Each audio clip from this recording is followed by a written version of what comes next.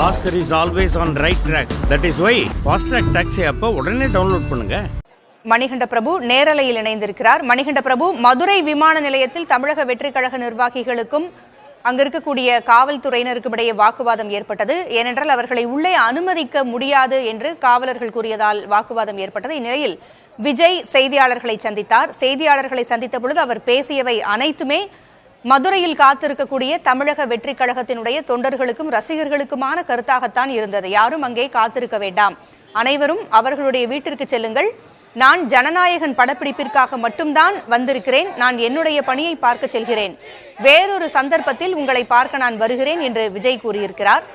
இந்த நிலையில் அவர் பேசியது அங்கு இருக்கக்கூடிய அவரது தொண்டர்களுக்கும் ரசிகர்களுக்கும் சென்றடைந்து விட்டதா? தற்போது என்ன நிலவரம் அங்கே?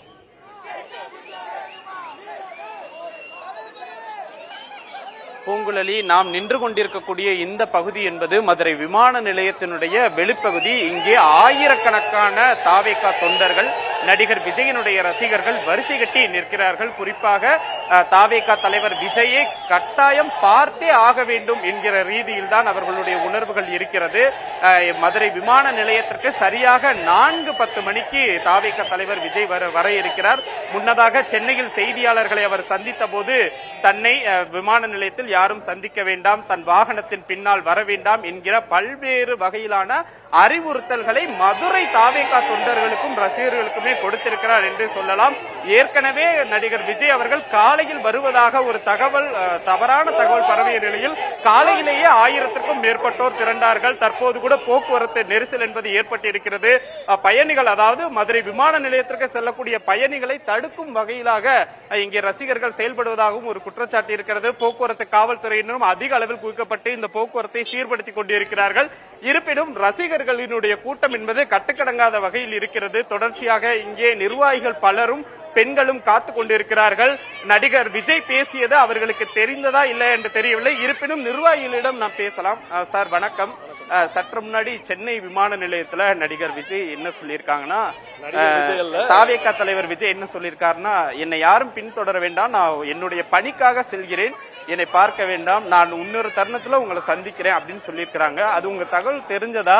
என்ன பண்ண போறீங்க? இல்ல, நாங்க இங்க வந்து பாத்தீங்கன்னா இந்த தகவல் இப்பதான் தலைவர் வந்து பேட்டி கொடுத்துக்கிட்டு இருக்காரு. நாங்களும் லைவ்ல பாத்துக்கிட்டு இருந்தோம்.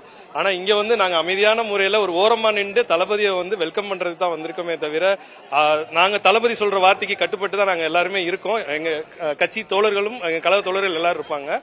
அதை தான் நாங்க கடைபிடிப்போம்.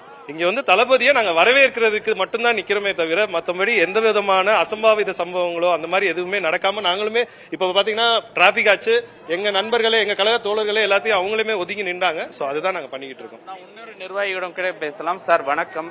குறிப்பா விஜய் அவர்கள் என்ன சொல்றாங்கன்னா, நிர்வாகிகள் தொண்டர்கள் நீங்க பண்ணக்கூடிய விஷயங்கள் எனக்கு சில சங்கடங்களை ஏற்படுத்துது. குறிப்பா வாகனங்கள்ல பின்தொடர்றீங்க, இருசக்கர வாகனங்கள்ல ஆபத்தான முறையில பின்னாடி வர்றீங்க, கீழே விழுகிறீங்க, இதெல்லாம் பார்க்கும்போது கஷ்டமா இருக்குன்னு சொல்றாரு.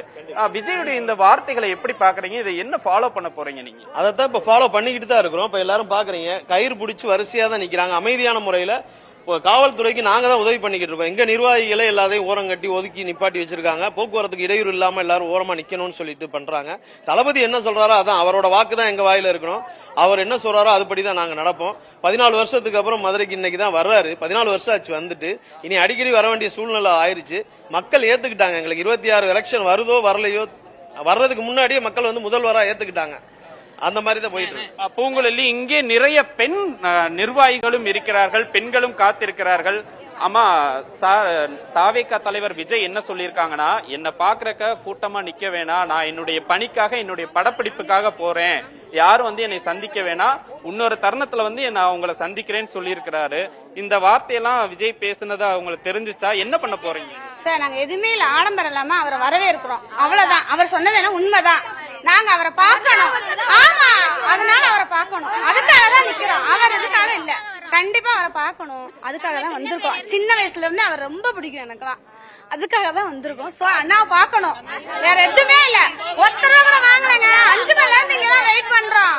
அவரை பார்த்தா போதும், நாங்க யாரையும் டிஸ்டர்ப் பண்ண மாட்டோம், எதுவுமே சொல்ல மாட்டோம், இப்படியே தான் இருப்போம், பார்த்துட்டு போயிருவோம். மக்களுக்கு எந்த தொந்தரவும் பண்ண மாட்டோம் நாங்க.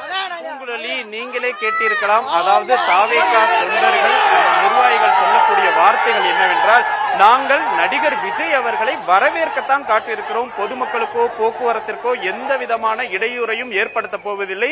நாங்கள் ஒரு ஒழுக்கமாக கயரை பிடித்தபடி வரிசையில் தான் நிற்கிறோம். நின்று விஜய் அவர்களை கிட்டத்தட்ட 14 வருடங்களுக்கு பிறகு மதுரை மாவட்டத்திற்கு விஜய் வருகிறார்.